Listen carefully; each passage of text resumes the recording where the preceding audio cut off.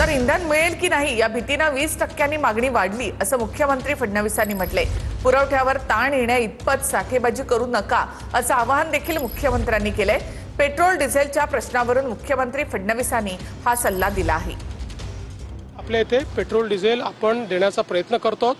मुळामध्ये साधारणपणे आपण जर बघितलं तर जेवढा कोटा मागील वर्षी आपल्याकडे होता जवळपास तेवढाच कोटा आहे, पण थोडी भीती असल्यामुळे किंवा पुढे मिळेल की नाही भीती असल्यामुळे 20% मागणी वाढली आहे। माझी सर्वांना विनंती आहे की पुरवठ्यावर ताण येईल अशा प्रकारे कोणीही साठेबाजी करू नये। सर्व जिल्हाधिकाऱ्यांना सूचना दिलेल्या आहेत।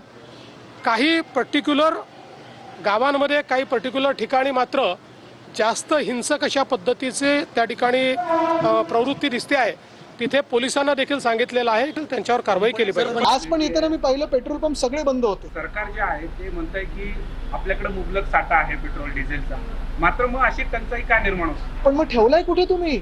एक तर तुम्ही ब्लॅक मार्केटिंग करताय स्वतः सरकार म्हणून, नाही तर जनतेचे हाल तुम्हाला पाहायला आवडतं। मोठ्याच्या मोठ्या रांगा आहे, कुठे भांडणं होत आहेत, कुठे वाद होत आहेत। आणि ही परिस्थिती जी आहे ना, हे सगळे बाकीचं सगळं राजकारण करण्यापेक्षा आज महाराष्ट्रात आणि देशात काय हाल झालेले आहेत जनतेचे, त्याच्यावर चर्चा करायला ह्या विधानसभेत हा वेळ आपण वापरला पाहिजे। काही ठिकाणी थोडं पेट्रोल पंपाच्या लोकांना भीती वाटत आहे की इतके लोक येतील, पण तरी आता मॅनेजमेंट झाला आहे। माननीय मुख्यमंत्र्यांनी स्वतः सर्व जिल्हाधिकाऱ्यांशी चर्चा करून प्रत्येक जिल्हाधिकाऱ्याकडून आढावा घेऊन पेट्रोलची कृत्रिम टंचाई होऊ नये, जी स्केअरसिटी आहे ती दूर व्हावी याकरता स्पष्ट निर्देशांनी काही SOP दिलेली आहे। त्यावर जर योग्य काम केलं तर मला वाटतं पेट्रोल डिझेल टंचाई होणार नाही।